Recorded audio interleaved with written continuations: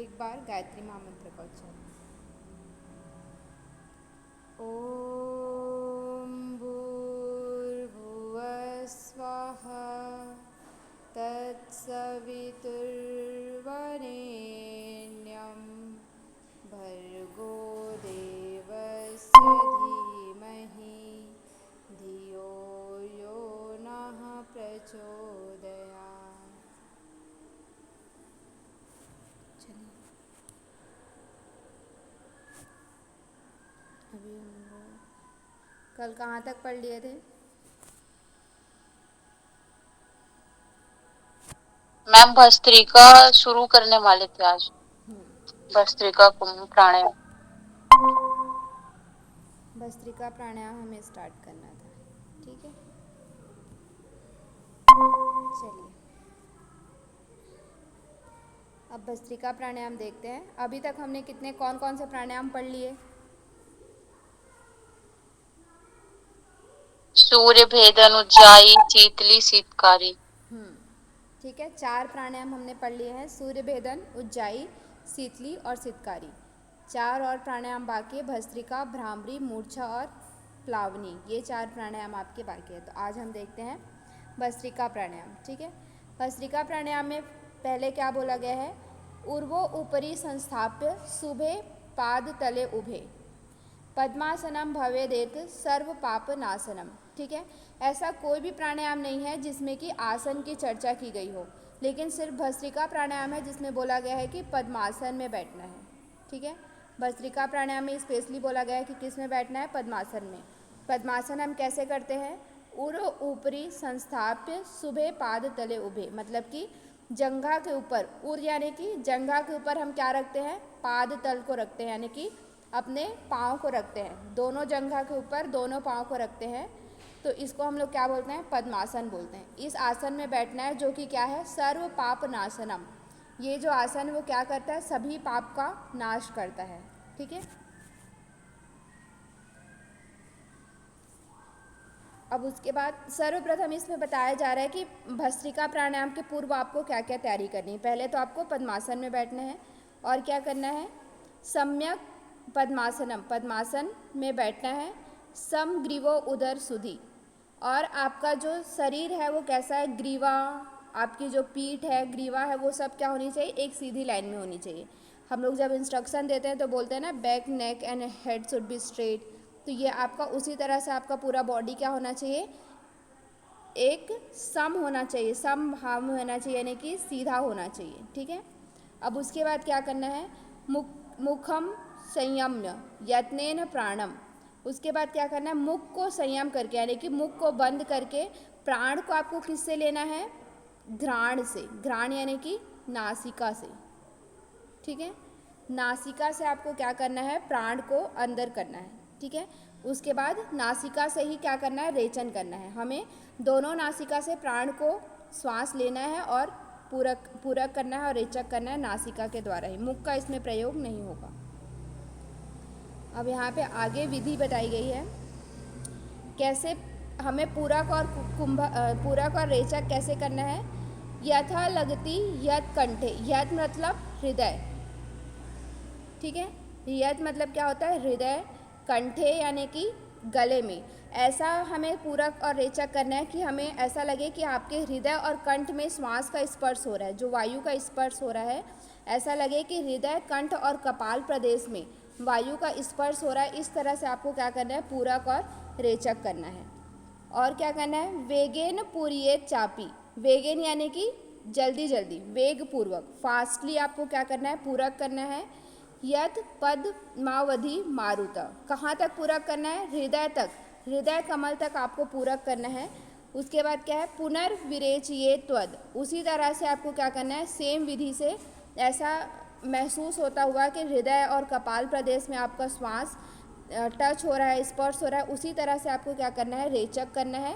पूरियेत पुनः पुनः, इसी तरह से आपको क्या करना है? बार बार पूरक रेचक की प्रक्रिया करनी है। जैसे हम लोग नॉर्मली क्या करते हैं? Fast forcefully inhalation exhalation Bhastrika pranayama में हम करते हैं, उसी तरह से इसमें बताया गया है। ठीक है, कि श्वास को हमें क्या करना है, फोर्सफुली इनहेल करना है, जिससे कि हमें क्या हो, हृदय प्रदेश, कंठ प्रदेश और कपाल प्रदेश यहाँ पे स्पर्श होता हुआ हमारा श्वास अंदर जाए और उसी तरह से स्पर्श होता हुआ क्या हो, बाहर निकले। ठीक है, और ये प्रक्रिया आपको क्या करना है, बार बार पुनः पुनः करते रहना है।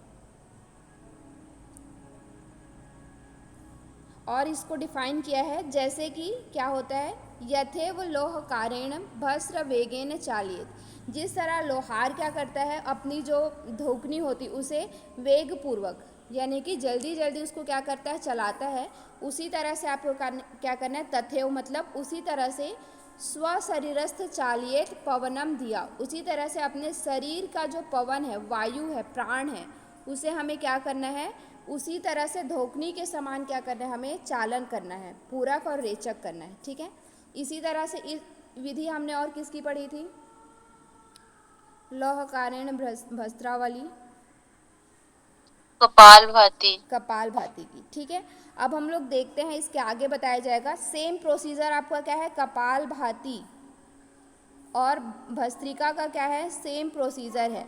अब इसमें डिफरेंस क्या है ये देखिए, यहाँ तक आपका क्या था, सेम था, अब डिफरेंस क्या है देखते हैं। इसमें क्या करना है, यदा श्रम भवे देहे, कब तक हमें करना है ऐसा, पूरक रेचक कब तक करना है, जब तक हमारा शरीर क्या हो जाए, श्रमो मतलब कि थक ना जाए। ठीक है, जब तक हमें थकान महसूस ना हो तब तक हमें क्या करना है, ये प्रक्रिया करती रहनी है। पूरक और रेचक की प्रक्रिया हमें बार बार करते रहना है जब तक हमें थकान महसूस ना हो। ठीक है, उसके बाद क्या है, तदा सूर्येन पूर्येत, जब आप थक जाएं, ठीक है, आपको ऐसा लगे कि अब इसके बाद पूरक रेचक नहीं हो पाएगा, तो उसके बाद क्या करना है, हमें सूर्य नाड़ी से क्या करना है, पूरक करना है। सूर्य नाड़ी कौन सा होता है, राइट नोस्टल। हाँ, राइट नॉस्ट्रिल से आपको क्या करना है, पूरक करना है। ठीक है, उसके बाद क्या है, यथो उदरम भवेत पूर्ण पवनेन तथा लघु, और क्या करना है, पूरा उदर आपका जो पेट है उसे किससे भरना है, पवन से, यानी कि वायु से पूरी तरह से उदर में भर जाना चाहिए, वायु जो है वो पूरी तरह से उदर में भर जाए, इस तरह से आपको पूरक करना है। फिर क्या करना है, धार्ये नासिकाम, अब नासिका को धारण करना है, कैसे, मध्यमा तर्जनी भ्याम बिना दृढ़म। ठीक है, अब हमें कौन कौन सी उंगली का प्रयोग नहीं करना है, मध्यमा, मध्यमा कौन सा होता है, मिडिल फिंगर, और कौन सी, तर्जनी यानी कि इंडेक्स फिंगर। ठीक है, इन दोनों फिंगर को यूज़ नहीं किए हुए, तो कौन से फिंगर यूज़ करेंगे, मध्यमा और इंडेक्स फिंगर को यूज़ नहीं करेंगे, तो कौन सा फिंगर बचा हमारे हाथों में, रिंग फिंगर, दो फिंगर में थंब बचा। ठीक है, अंगूठा, अनामिका और कनिष्ठ, जिसको हम लोग क्या बोलते हैं, thumb, ring finger and small finger.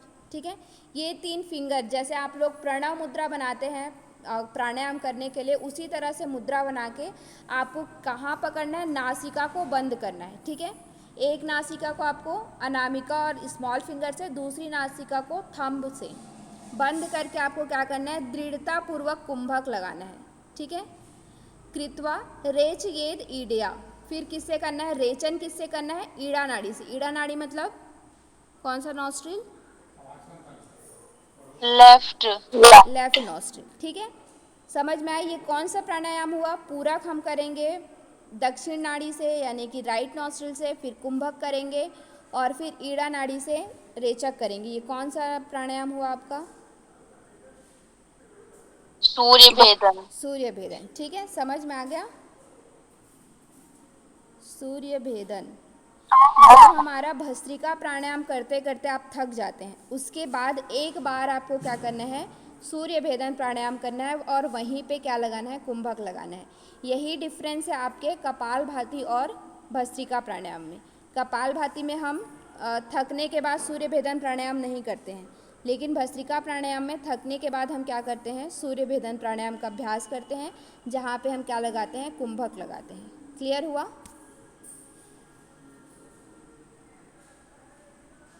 Yes ma'am.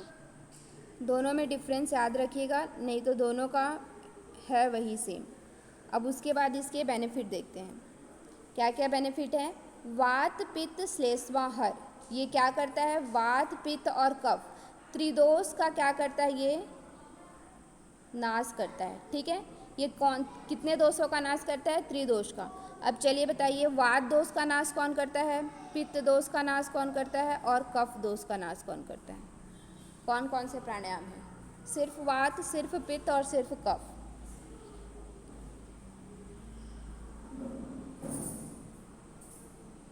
सिर्फ वात का सूर्य भेदन करता है, हम्म और उज्जाई जो है वो कफ का करता है, और पित्त का जो है वो शीतली प्राणायाम।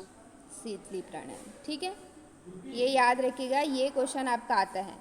वात दोष आपका सूर्य भेदन, पित्त दोष शीतली, कफ दोष उज्जाई, और त्रिदोष कौन करता है? भस्त्रिका। भस्त्रिका। ठीक है, समझ में आ गया। वात दोष का नाश आपका करता है सूर्य भेदन प्राणायाम, पित्त दोष का नाश करता है शीतली प्राणायाम, कफ दोष का नाश करता है उज्जाई प्राणायाम, और त्रिदोष का नाश करता है भस्त्रिका प्राणायाम। ये आपका क्वेश्चन आता है मैच द फॉलोइंग में, तो इसको आप लोग याद रखिएगा। ठीक है, नेक्स्ट हम लोग देखते हैं और इसके लाभ क्या है। शरीर अग्नि विवर्धना, यानी कि शरीर के अग्नि का क्या करता है? ये विवर्धन करता है, जठराग्नि को प्रदीप्त करता है। ठीक है, दो लाभ आपको यहाँ पे पता चल गए, वात पित्त श्लेष्माहरम, शरीर अग्नि विवर्धनम। और आगे नेक्स्ट लाभ क्या है? कुंडलिनी कुंडलिनी बोधकम क्षिप्रम पवनम सुखदम हितम। और क्या करता है? कुंडलिनी का बोधन, यानी कि कुंडलिनी जागरण करता है। ये क्वेश्चन भी आता है, हठ प्रदीपिका के किस प्राणायाम से कुंडलिनी का जागरण होता है? तो ये कौन सा है? भस्त्रिका प्राणायाम। ठीक है, भस्त्रिका प्राणायाम से कुंडलिनी का जागरण होता है। और क्या होता है? पवनम सुखदम हितम ब्रह्मनाड़ी, यानी कि पवन जो है वायु, वो ब्रह्मनाड़ी, ब्रह्मनाड़ी यानी कि सुषुम्ना नाड़ी में सुखपूर्वक क्या करता है? प्रवेश कर जाता है। जब कुंडलिनी का जागरण हो जाता है तो जो पवन है, वायु है, वो क्या होता है? ब्रह्मनाड़ी सुषुम्ना नाड़ी में सुखपूर्वक प्रवेश कर जाता है। कैसे? मुखे संस्थापित कफ अनर्गल नाशनम। जब कुंडलिनी का जागरण हो जाता है तो सुषुम्ना के मुख में जो कफ रहता है या फिर मल वहाँ पे जमा हुआ रहता है, वो क्या हो जाता है? समाप्त हो जाता है, और प्राण जो है वो सुषुम्ना में प्रवेश करता है। ठीक है, तो ये इसका लाभ है कि कुंडलिनी का जागरण होता है, सुषुम्ना में के द्वार में जो मल होता है उसका नाश करके ब्रह्मनाड़ी में प्राण का प्रवेश। ब्रह्मनाड़ी यानी कि सुषुम्ना नाड़ी।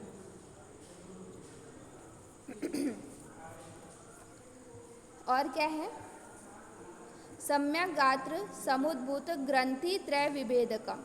इससे क्या होता है? ग्रंथि त्रय, कौन कौन सी तीन ग्रंथि होती है हमारे शरीर में? तीन ग्रंथि आपको पता है? ब्रह्म ग्रंथि, विष्णु ग्रंथि और रुद्र ग्रंथि। हाँ, ब्रह्म विष्णु और रुद्र, ये तीन ग्रंथि जो हमारे शरीर में होती है। ठीक है, उसका ये क्या करता है? विभेदन करता है। विभेदन यानी कि भेद करके। ग्रंथि का मतलब क्या होता है? एक तरह से बाधा, जो प्राण प्रवाह में जो बाधा होती है, या फिर षटचक्र के जागरण के बीच में जो बाधा होती है, उसको क्या बोला जाता है? ग्रंथि बोला जाता है। तो उस ग्रंथियों का क्या करता है? ये भेदन करता है। ठीक है, जब भस्त्रिका प्राणायाम करते हैं तो ग्रंथि का भेदन होता है। विशेषणेनैव कर्तव्यम भस्त्राख्याम कुंभकम कृतम। ये और क्या होता है? जब ये विशेष प्राणायाम यानी कि ये भस्त्रिका प्राणायाम का अभ्यास हम करते हैं तो क्या होता है? ग्रंथि का भेदन होता है। ठीक है, इसलिए इसका अभ्यास हमें क्या करना चाहिए? विशेष रूप से करना चाहिए। भस्त्रिका प्राणायाम के बहुत सारे लाभ हैं। क्लियर हुआ भस्त्रिका प्राणायाम? Yes ma'am. चलिए, जी मैम। अब हम लोग नेक्स्ट देखते हैं भ्रामरी। भस्त्रिका के बाद क्या आता है? भ्रामरी प्राणायाम। अब भ्रामरी प्राणायाम में क्या बोला है? वेगाद घोषम पूरकम भृंगनादम। भृंगनादम यानी कि भ्रमर। भ्रमर और भ्रामरी, जैसे मेल फीमेल होता है ना, उसी तरह से यहाँ पे क्या है? भ्रमर और भ्रामरी दो तरह के होते हैं। भ्रमर यानी कि एक तरह से मेल, और भ्रामरी यानी कि फीमेल। ठीक है, तो क्या करना है हमें? भ्रमर नाद करते हुए, मेल साउंड की आवाज़ करते हुए हमें क्या करना है? पूरक करना है। ठीक है, मेल जो भ्रमर होता है, भौरा होता है, उसी तरह से आवाज़ करते हुए हमें क्या करना है, पूरक करना है। फिर क्या है, भृंगी नादम रेचकम मंदम मंदम, और भृंगी नाद का करते हुए यानी कि भ्रामरी का नाद करते हुए हमें क्या करना है, धीरे धीरे रेचक करना है। ठीक है, भ्रमर नाद करते हुए पूरक और भृंगी नाद करते हुए रेचक। योगींद्राणामेव अभ्यासेत योगात चित्ते जाता कदाचित चित आनंद लीला। जब इसका अभ्यास को योगी करता है, ठीक है, तो यहाँ पे क्या होता है, चित्त का आनंद लीला, अपूर्व आनंद लीला, यानी कि उसको एक अलौकिक आनंद की क्या होती है, प्राप्ति होती है। चित्त में उसके अलौकिक आनंद की प्राप्ति होती है। ये इसका इम्पॉर्टेंट लाभ है, तो ये आप लोग याद रखिएगा। किस प्राणायाम के अभ्यास से चित्त में अलौकिक आनंद की प्राप्ति होती है या चित्त में आनंद लीला होती है, तो वो कौन सा है, भ्रामरी प्राणायाम। यहाँ पे कुंभक की चर्चा नहीं मिलती है, लेकिन फिर भी आपको क्या करना है, कुंभक करना है। पूरक करने के बाद कुंभक करेंगे। पूरक कैसे करेंगे, भ्रमर नाद करते हुए पूरक करेंगे, फिर हम कुंभक करेंगे जैसे पूर्व विधि बताया गया है। उसके बाद भ्रामरी नाद करते हुए हमें क्या करना है, रेचक करना है। ठीक है,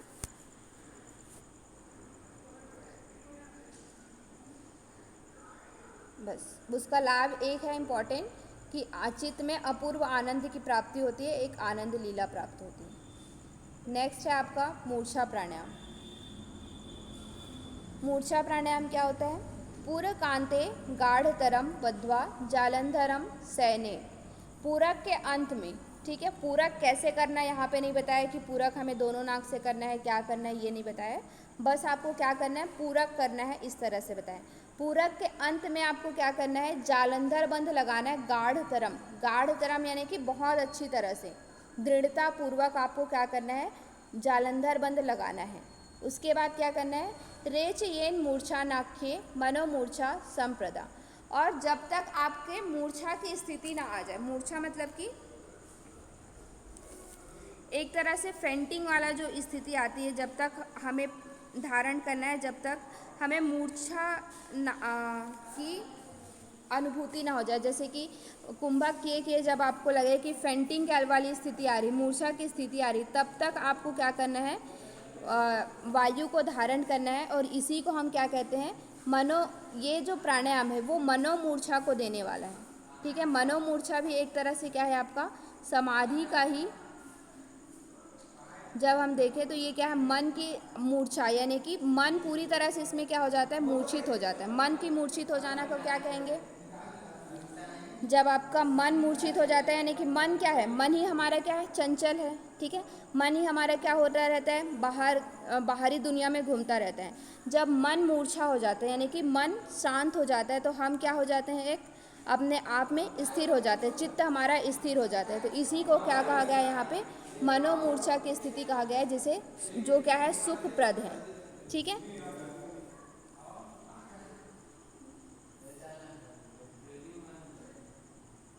चलिए नेक्स्ट है आपका प्लावनी प्राणायाम।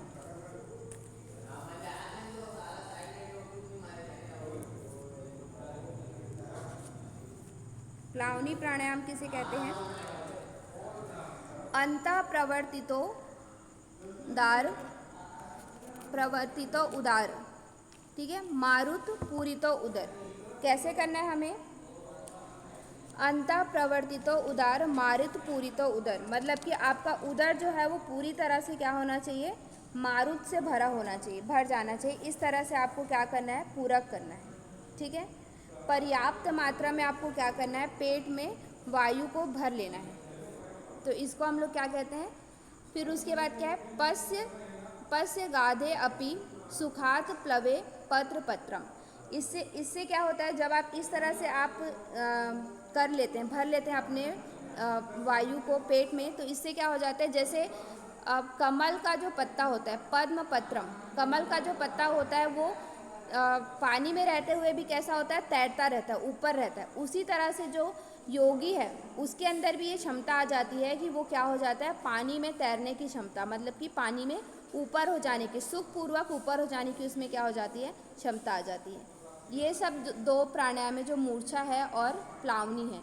ठीक है, ये जो है आपके बहुत ज़्यादा इसको डिफ़ाइन नहीं किया गया, और जब आप थोड़ा सा सिद्धि प्राप्त कर लेते हैं तो उसके बाद इसके बारे में विशेष चर्चा मिलती है। ये हमारे normal day to day life में इतना हम इसको प्रैक्टिस नहीं करते हैं। ठीक है, चलिए यहाँ तक आपका हुआ, ये अष्ट कुंभक जो है वो कंप्लीट हो गया।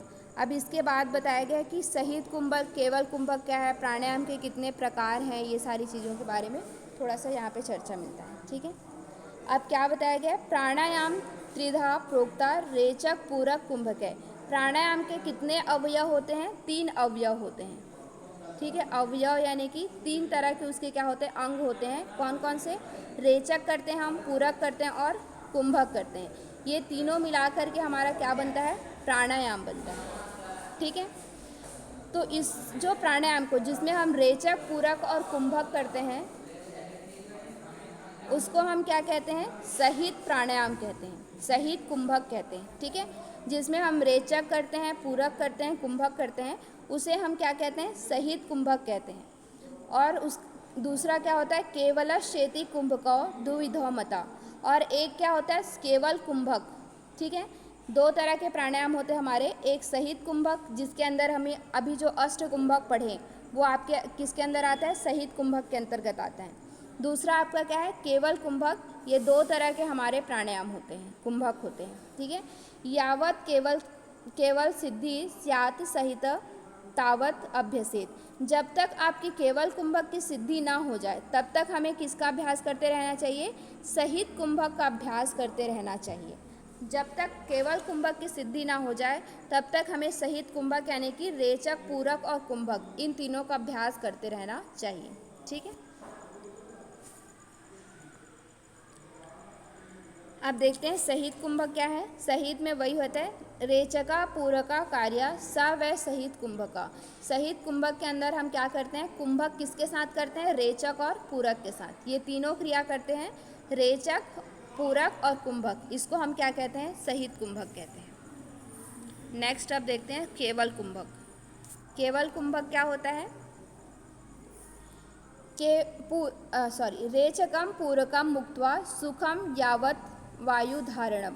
जब रेचक और पूरक से मुक्त होकर के, मतलब कि रेचक और पूरक ना करना पड़े और वायु को हम सुख पूर्वक धारण कर लें, तो उसे हम क्या कहते हैं, केवल कुंभक। मतलब कि लंबे समय तक, 1 घंटे तक, 2 घंटे तक जब हम केवल कुंभक, सिर्फ कुंभक करने की स्थिति में आ जाए, वायु को धारण करने की क्षमता आ जाए, तो उसे हम क्या कहते हैं, केवल कुंभक कहते हैं। ठीक है, प्राणायामो अति मुक्त स व केवल कुंभक। प्राणायाम यानी कि पूरक और रेचक के बिना जो हम कुंभक प्राणायाम करते हैं उसे हम क्या कहते हैं, केवल कुंभक कहते हैं। रेचक और पूरक के बिना जो हम प्राणायाम करते हैं उसे हम, जो हम कुंभक करते हैं उसे हम क्या कहते हैं, केवल कुंभक कहते हैं। ठीक है, उसके बाद क्या है, कुंभके केवले सिद्धे रेचक पूरक वर्जिते। जब केवल कुंभक सिद्ध हो जाता है तो क्या हो जाता है, रेचक और पूरक वर्जित हो जाता है। मतलब कि वो करने की आवश्यकता नहीं रहती, बहुत लंबे समय तक हम क्या कर लेते हैं, कुंभक कर लेते हैं। न तस्य दुर्लभम किंचित त्रिषु लोके विद्यते।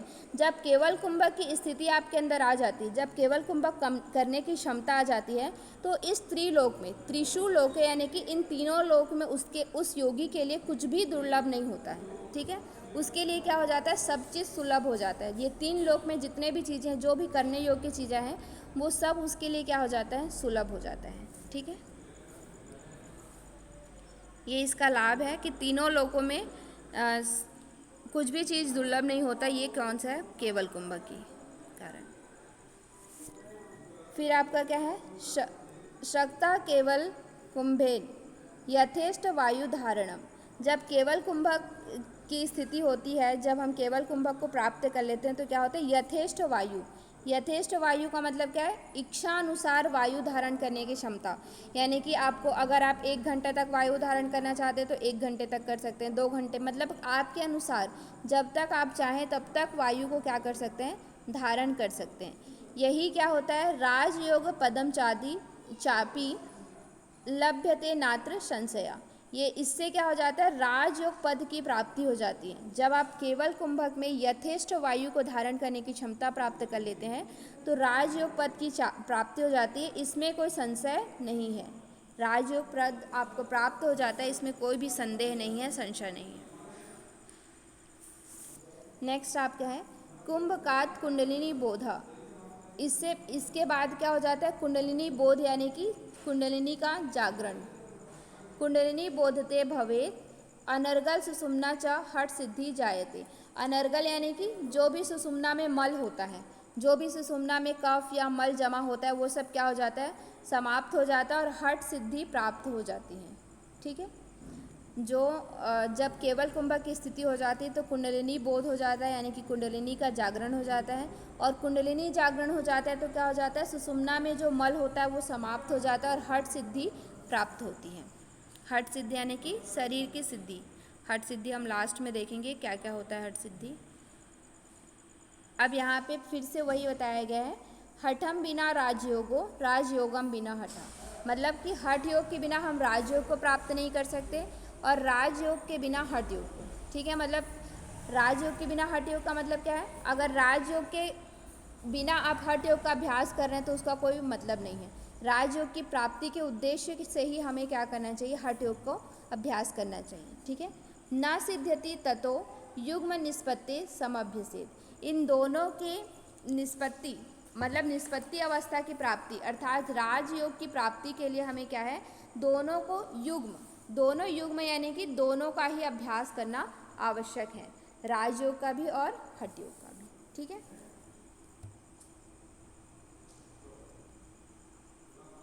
अब उसके बाद बताया है कुंभक प्राण रोधांते कुर्यात चित्तम निराश्रयम एवं अभ्यास योगेन राजयोग पदम व्रजेत। यानी कि कुंभक जो प्राण का निरोध है उसका अभ्यास जब करता है तो उसका चित्त कैसा हो जाता है, योगी का चित्त निराश्रय यानी कि आश्रय से रहित, यानी कि चित्त कैसा हो जाता है, आश्रय रहित हो जाता है, चित्त स्थिर हो जाता है, चित्त को अपने वश में कर लेता है, दूसरे के वश में नहीं होता है। ठीक है, मतलब कि जब हम नॉर्मल अभी स्थिति में हमारा चित्त कैसा होता है, मन और बुद्धि के वश में होता है। मन जैसा हमारा कार्य करना चाहता है हम उसी तरह से करते हैं, बुद्धि हमारा जिस तरह से हमें चलाती है हम उसी तरह से कार्य करते हैं।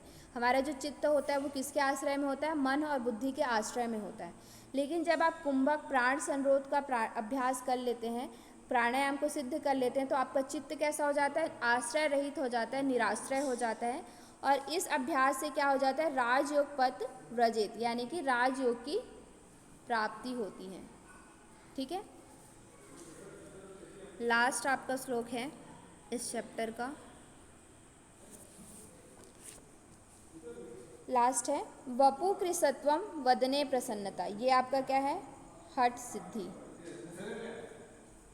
हठ सिद्धि के लक्षण। ठीक है, हठ सिद्धि के आपके लक्षण कैसा है उसके बारे में यहाँ पे चर्चा मिल रही है। जब आपकी हठ सिद्धि हो जाती, शरीर आपका सिद्ध हो जाता है तो क्या क्या आपको लक्षण दिखाई देते हैं, क्या क्या लक्षण है, वपु कृशत्वम। वपु कृशत्वम यानी कि आपका शरीर जो है कैसा हो जाता है, कृश यानी कि पतला हो जाता है। ठीक है, वदने प्रसन्नता, वदने प्रसन्नता का मतलब क्या होता है, शरीर में प्रसन्नता दिखाई देती है, मुख में प्रसन्नता दिखाई देती है। ठीक है, नाद स्फुटत्वम, नाद स्फुटत्वम यानी कि उसका जो नाद है मतलब कि उसकी जो वाणी है वो क्या हो जाती है, मधुर हो जाती है जब वो कुछ भी बोलते हैं। जैसे कि सिद्ध योगी पुरुष का आप लोग सुनते होंगे, कभी कभी किसी सिद्ध योगी पुरुष को सुना होगा तो वो कैसा लगता है, वो कुछ भी बोलते हैं वो कैसा लगता है, अमृत के समान लगता है, अच्छा लगता है। वो जो भी बोलते हैं वो हमें कैसा लगता है कि कुछ हमारे लिए बता रहे हैं, कुछ हमें सही मार्गदर्शन दे रहे हैं। जो भी वो बोलते हैं वो हमें मधुर लगता है, अच्छा लगता है। और कुछ ऐसे लोग होते हैं जिनकी वाणी कैसी होती है, हमें समझ ही नहीं आता, कुछ अच्छा ही नहीं लगता, वो कुछ भी बोलते हैं ऐसा लगता है कि डांट रहे हैं, मार रहे हैं। ठीक है, तो जो योगी होते हैं जिनकी हठ सिद्धि हो जाती है वो कैसा, उनका नाद कैसा हो जाता है, उनका स्वर कैसा हो जाता है, मधुर हो जाता है, सौष्ठव हो जाता है। ठीक है, उसके बाद क्या है, नयने सुनिर्मले, नयन में उनके कैसा दिखता है, निर्मलता यानी कि एक अलग सी चमक दिखाई देती है, नयनों में तेजस्विता दिखाई देती है उनके। ठीक है, और क्या होता है, आरोग्यता, उनका शरीर कैसा हो जाता है, आरोग्य लाभ को प्राप्त करता है, मतलब कि शरीर में किसी भी प्रकार का रोग उनके अंदर नहीं होता है। और क्या होता है, बिंदु जय, बिंदु क्या होता है, जब हम इसके नेक्स्ट चैप्टर में पढ़ेंगे खेचरी मुद्रा, तो वहाँ पे बिंदु क्या होता है उसकी आपको अच्छे से जानकारी मिलेगी। तो खेचरी मुद्रा में क्या होता है, मतलब कि हमारे शरीर जो ब्रह्म रंध्र है, ब्रह्म रंध्र से आपके क्या हो रहा है, एक अमृत का स्राव हो रहा है, जिसको हम लोग क्या कहते हैं, बिंदु कहते हैं। तो जब आपका हठ सिद्ध हो जाता है तो क्या हो जाता है, बिंदु को जय प्राप्त कर लेते हैं। हमारे जो अमृत टपक रहा है उस पर हम क्या कर लेते हैं, विजय प्राप्त कर लेते हैं। ठीक है। और क्या होता है, अग्नि प्रदीपनम, यानी कि जठराग्नि आपकी क्या हो जाती है, प्रदीप्त हो जाती है। और क्या होता है, नाड़ी विशुद्धि। नाड़ी विशुद्धि यानी कि आपके शरीर में टोटल कितनी नाड़ियाँ हैं, 72,000 नाड़ियाँ हैं, वो क्या हो जाती, विशुद्ध हो जाती, मतलब कि 72,000। हाँ 72,000 वो शुद्ध हो जाती है। ठीक है। हठ सिद्धि लक्षणम, ये सब क्या है, हठ सिद्धि के लक्षण है। वपु कृशत्वम यानी कि शरीर पतला, वदने प्रसन्नता यानी कि मुख में प्रसन्नता, शरीर में प्रसन्नता, नाद स्फुटत्वम यानी कि स्वर में स्फुटता यानी कि मधुरता, सौष्ठव जिसको हम लोग कहते हैं, नैने सुनिर्मले यानी कि नैनों में निर्मलता, तेजस्विता, आरोग्यता, शरीर में आरोग्य लाभ, बिंदु जय प्राप्त होता है, अग्नि प्रदीपन होता है यानी कि जठराग्नि प्रदीप्त, नाड़ी विशुद्धि। नाड़ी विशुद्धि का मतलब है शरीर में जो 72,000 नाड़ियाँ हैं वो क्या हो जाती हैं, शुद्ध हो जाती हैं। ये क्या है, हठ सिद्धि के लक्षण हैं। ठीक है, समझ में आ गया। यहाँ पे आपका सेकंड चैप्टर कंप्लीट होता है। ठीक है, कल से हम देखेंगे थर्ड चैप्टर, जो कि क्या है, मुद्रा से रिलेटेड है।